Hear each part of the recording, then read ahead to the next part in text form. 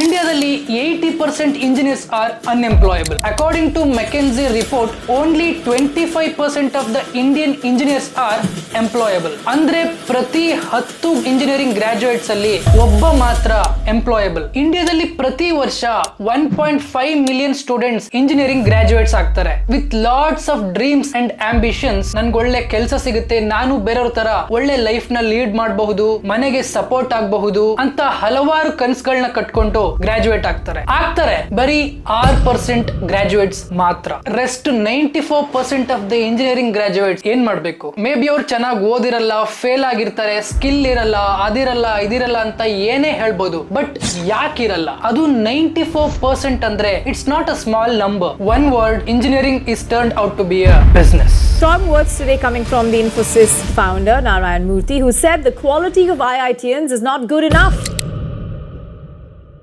ಈ ಚಾರ್ಟ್ ನ ನೋಡಿ, ಇಂಡಿಯಾದ ಟಾಪ್ 25 ಇಂಜಿನಿಯರಿಂಗ್ ಕಾಲೇಜಸ್ ಅಲ್ಲಿ ಪ್ಲೇಸ್ಮೆಂಟ್ ಪರ್ಸೆಂಟೇಜ್ ಎಷ್ಟಿದೆ ಅಂತ. ಇಂಥ ಕಾಲೇಜ್ಗಳಲ್ಲೇ 100% ಪ್ಲೇಸ್ಮೆಂಟ್ ಇಲ್ಲ, ಕೆಲವಂತೂ ತುಂಬಾ ಕಮ್ಮಿ ಇದೆ. ತುಂಬಾ ಕಾಲೇಜಸ್ ಗಳಲ್ಲಿ ಕೋಡಿಂಗ್ ಓದಿಸೋ ಲೆಕ್ಚರರ್ಸ್ ಗೆ ಕೋಡಿಂಗ್ ಸರಿಯಾಗಿ ಬರೋದಿಲ್ಲ. ಇನ್ನ 100% ಪ್ಲೇಸ್ಮೆಂಟ್ ಅನ್ನ ಮರ್ತು ಬಿಡಿ. ಇದೇ ಒಂದು ಅಡ್ವಾಂಟೇಜ್ ಇಂದ ಕೋಡಿಂಗ್ ಅಕಾಡೆಮೀಸ್ ಕೋಡಿಂಗ್ ಹೇಳ್ಕೊಡ್ತೀವಿ, ಪ್ಲೇಸ್ಮೆಂಟ್ ಮಾಡ್ಕೊಡ್ತೀವಿ ಅಂತ ಸ್ಟೂಡೆಂಟ್ಸ್ ಹತ್ರ ದೊಡ್ಡ ಅಮೌಂಟ್ ಅನ್ನ ಚಾರ್ಜ್ ಮಾಡಿ ದೊಡ್ಡ ಬಿಸ್ನೆಸ್ ಮಾಡ್ಕೊಂಡಿದ್ದಾರೆ. ಒಬ್ಬ ಸ್ಟೂಡೆಂಟ್ ಇಂಜಿನಿಯರಿಂಗ್ ಅಲ್ಲೇ ಕಲಿಬೇಕಾಗಿರೋ ಸ್ಕಿಲ್ ಅನ್ನ ಮತ್ತೆ ಎಕ್ಸ್ಟ್ರಾ ಪೇ ಮಾಡಿ ಅವನು ಕಲಿಬೇಕು ಅಂತ ಅಂದ್ರೆ ಕ್ವಾಲಿಟಿ ಇನ್ ಇಂಜಿನಿಯರಿಂಗ್ ಕಾಲೇಜಸ್ ಎಲ್ಲಿಗೆ ಬಂದು ನಿಂತಿದೆ ಅಂತ ನೀವೇ ಅರ್ಥ ಮಾಡ್ಕೊಳ್ಳಿ. ನಾಲೆಡ್ಜ್ ಕೊಡೋದೇ ತುಂಬಾ ಕಡಿಮೆ. ನಂಗನ್ನಿಸ್ದಂಗೆ ನನ್ನ ಎಕ್ಸ್ಪೀರಿಯನ್ಸ್ ಪ್ರಕಾರ ಈಗ ಏನಿದೆ ಇಂಜಿನಿಯರಿಂಗ್ ಏನು ಚೇಂಜ್ ಆಗಿಲ್ಲ, ಹಂಗಿದೆ. ಏನು ಸಿಲೆಬಸ್ ಏನಿತ್ತು ಹಂಗೆ ಮಾಡ್ತಾ ಇದ್ದಾರೆ, ಅಡ್ವಾನ್ಸ್ ಆಗ್ತಿಲ್ಲ. ಪ್ರಾಕ್ಟಿಕಲ್ ನಾಲೆಡ್ಜ್ನ ಜಾಸ್ತಿ ಕೊಡಬೇಕು, ಬಟ್ ಸ್ಟಿಲ್ ಕೊಡ್ತಿಲ್ಲ ಅವರು. ಅದೇ ಎಕ್ಸಾಮು, ಅದನ್ನೇ ಬಾಯಾಟ್ ಮಾಡ್ಕೋ, ಅದನ್ನೇ ಮಾಡ್ತಾ ಇದ್ದಾರೆ. ಸೊ ನಂಗನ್ನಿಸ್ದಂಗೆ 99% ನಿಮ್ಗೆ ಅದೇನು ಯೂಸ್ ಆಗಲ್ಲ. 1990 337 ಇಂಜಿನಿಯರಿಂಗ್ ಕಾಲೇಜಸ್ಗಳು ಇದ್ವು. 2000 ಆಗಸ್ಟ್ರಲ್ಲಿ ಈ ನಂಬರ್ಸ್ 700 ಆಗುತ್ತೆ. And today there are over 6,207 engineering colleges in India. Well, growing population ಗೆ ಅಷ್ಟು ಬೇಕಾಗಬಹುದು ಅಂತ ನಿಮ್ಗೆ ಅನ್ನಿಸಬಹುದು. But is it worth it? And ಈ ಮ್ಯಾಸಿವ್ ಬೂಮ್ ಗೆ ಏನ್ ಕಾರಣ ಇರಬಹುದು? ಸ್ವಾತಂತ್ರ್ಯ ಸಿಕ್ಕಿದ ಮೇಲೆ ಇಂಡಿಯಾದಲ್ಲಿ ಇಂಜಿನಿಯರ್ಸ್ ಗಳ ನೀಡ್ ತುಂಬಾ ಇತ್ತು. Because buildings, dams and roads ಗಳನ್ನ ಕನ್ಸ್ಟ್ರಕ್ಟ್ ಮಾಡೋದಕ್ಕೆ ಇಂಜಿನಿಯರ್ಸ್ ಗಳ ಅವಶ್ಯಕತೆ ತುಂಬಾ ಇತ್ತು. But the supply was very very less. ಈ ಮ್ಯಾಸಿವ್ ನೀಡ್ ನ ನೋಡಿ PM Nehru back then 7 IIT ನ ಎಸ್ಟಾಬ್ಲಿಷ್ ಮಾಡ್ತಾರೆ, which was a excellent decision. ಇಲ್ಲಿಂದ ಸ್ವಲ್ಪ ಮುಂದೆ ಬರೋಣ. ಇನ್ 1990 ಇಂಡಿಯಾದಲ್ಲಿ ಮೇಜರ್ ಎಕನಾಮಿಕ್ ರಿಸೆಷನ್ ನಡೀತಾ ಇರುತ್ತೆ. ಇದರಿಂದ ಆಚೆ ಬರೋಕೆ ಗವರ್ಮೆಂಟ್ ನ್ಯೂ ಪಾಲಿಸಿಗಳನ್ನ ತರುತ್ತೆ, which is called as LPG, liberalisation, privatisation and globalisation. ಈ ಪಾಲಿಸಿನ ನೋಡಿ ಲಾಟ್ ಆಫ್ ಫಾರಿನ್ ಇನ್ವೆಸ್ಟರ್ಸ್ ಇಂಡಿಯಾಗೆ ಬಂದು ಅವರ ಕಂಪನಿಗಳನ್ನ ಎಸ್ಟಾಬ್ಲಿಷ್ ಮಾಡ್ತಾರೆ, which created a huge job opportunities. ಇದರಿಂದನೇ ಡಿಮಾಂಡ್ ಫಾರ್ ಇಂಜಿನಿಯರ್ಸ್ ಮ್ಯಾಸಿವ್ ಆಗಿ ಗ್ರೋ ಆಗೋಕೆ ಶುರು ಆಗುತ್ತೆ. ಅಂಡ್ ಇದೇ ಡಿಮ್ಯಾಂಡ್ ಇಂದ ಇಂಜಿನಿಯರಿಂಗ್ ಕಾಲೇಜಸ್ ಗಳ ನಂಬರ್ ಜಾಸ್ತಿ ಆಗುತ್ತೆ. But the problem was quality. ಇದೆಲ್ಲದ್ರ ಮಧ್ಯ IT ವೇವ್ ಬರುತ್ತೆ. ಇನ್ 1991 ನಲ್ಲಿ ಇಂಡಿಯಾದ ಎಕಾನಮಿ ಓಪನ್ ಅಪ್ ಆಗುತ್ತೆ. ತುಂಬಾ Indian IT companies like Infosys, TCS and Wipro engineers ಗಳನ್ನ ಹೈರ್ ಮಾಡಿ US ಗೆ ಶಿಫ್ಟ್ ಮಾಡಕ್ಕೆ ಶುರು ಮಾಡ್ತಾರೆ. ಅಂಡ್ ಇದೇ ಟ್ರೆಂಡ್ ಮಿಡಲ್ ಕ್ಲಾಸ್ ಪೀಪಲ್ ಗಳಿಗೆ ತುಂಬಾ ಇನ್ಸ್ಪೈರ್ ಮಾಡುತ್ತೆ ಇಂಜಿನಿಯರ್ಸ್ ಆಗೋಕೆ. Majority of private engineering colleges ಗಳ owners ex politicians and bureaucrats. Because ಇವರಿಗೆ ಕಾಲೇಜ್ ಎಸ್ಟಾಬ್ಲಿಷ್ ಮಾಡೋಕೆ ಬೇಕಾಗಿರೋ ಪರ್ಮಿಷನ್ ಎಲ್ಲ ಈಸಿಯಾಗಿ ಸಿಗುತ್ತೆ.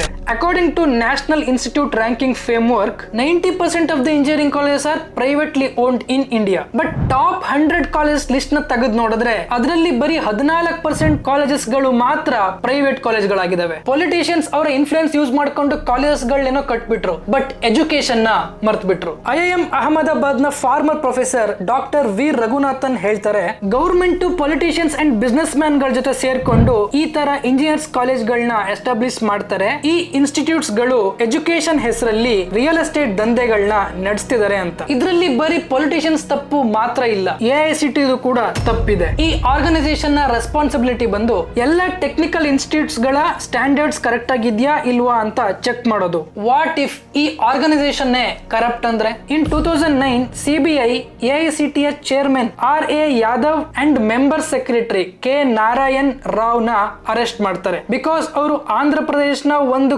ಕಾಲೇಜ್ಗೆ ಇನ್ಸ್ಪೆಕ್ಷನ್ ಅಂಡ್ ಸೀಟ್ ಜಾಸ್ತಿ ಮಾಡೋ ಅಪ್ರೂವಲ್ಗೆ 20 ಲಕ್ಷ ಲಂಚನ ಪಡೆದಿದ್ರು ಅಂತ. ಈ ತರ ತುಂಬಾ AICT ಅಫಿಷಿಯಲ್ಸ್ ಮೇಲೆ ಅಲಿಗೇಷನ್ಸ್ ಇದೆ ದಟ್ ಎಷ್ಟೋ ಕಾಲೇಜ್ಗಳಿಗೆ ಲಂಚ ತಗೊಂಡು ಅಪ್ರೂವಲ್ ಕೊಟ್ಟಿದ್ದಾರೆ. ಈವನ್ ಆ ಕಾಲೇಜಸ್ ಗಳು AICT ಸ್ಟ್ಯಾಂಡರ್ಡ್ಸ್ ನ ಮೇಂಟೈನ್ ಮಾಡಿಲ್ಲ ಅಂದ್ರೂ ಕೂಡ. ಅಷ್ಟೇ ಅಲ್ಲದೆ ಈ ಪ್ರೈವೇಟ್ ಕಾಲೇಜಸ್ ಗಳಲ್ಲಿ ಸೀಟ್ ನ ಆರಾಮಾಗಿ ಕೊಂಡ್ಕೋಬಹುದು. ಈ ಫೀಸ್ ಗಳು ಲಕ್ಷದಿಂದ ಹಿಡಿದು ಕೋಟಿ ತನಕ ಹೋಗುತ್ತೆ. ಕಾಲೇಜಸ್ ಗಳು ಈ ಫೀಸ್ ನ ಪಡ್ಕೊಳ್ಳೋದಕ್ಕೆ ಒಂದು ಈಸಿ ವೇನ ಹುಡ್ಕೊಂಡಿದ್ದಾರೆ. ಅದ್ರ ಹೆಸರೇ ಮ್ಯಾನೇಜ್ಮೆಂಟ್ ಕೋಟಾ. ಈ ಮ್ಯಾನೇಜ್ಮೆಂಟ್ ಕೋಟಾದಿಂದ ಸ್ಟೂಡೆಂಟ್ಸ್ ಈಸಿಯಾಗಿ ಡೊನೇಷನ್ ನ ಕೊಟ್ಟು ಅಡ್ಮಿಷನ್ ಆಗಬಹುದು. ಈ ಮ್ಯಾನೇಜ್ಮೆಂಟ್ ಕೋಟಾದಲ್ಲಿ 15% ಆಫ್ ದ ಸೀಟ್ಸ್ ಅನ್ನ ರಿಸರ್ವ್ ಮಾಡಿರ್ತಾರೆ ಸೊ ದಟ್ ಈ ಸೀಟ್ ಗಳನ್ನ ಮಾರಿ ಬರೋ ದುಡ್ಡಲ್ಲಿ ಕಾಲೇಜ್ ಇನ್ಫ್ರಾಸ್ಟ್ರಕ್ಚರ್ ನ ಮೇಂಟೈನ್ ಮಾಡಬಹುದು ಅಂತ. ಅವ್ರ ಪ್ರಕಾರ 100 ಸ್ಟೂಡೆಂಟ್ಸ್ ಅಲ್ಲಿ 15 ಸ್ಟೂಡೆಂಟ್ಸ್ ಗೆ ಡೊನೇಷನ್ ಇಸ್ಕೊಂಡು ಇನ್ನ ಬಾಕಿ 85 ಸ್ಟೂಡೆಂಟ್ಸ್ ಗೆ ಮೆರಿಟ್ ಸೀಟ್ ಅನ್ನ ಕೊಡಬಹುದು ಅಂತ.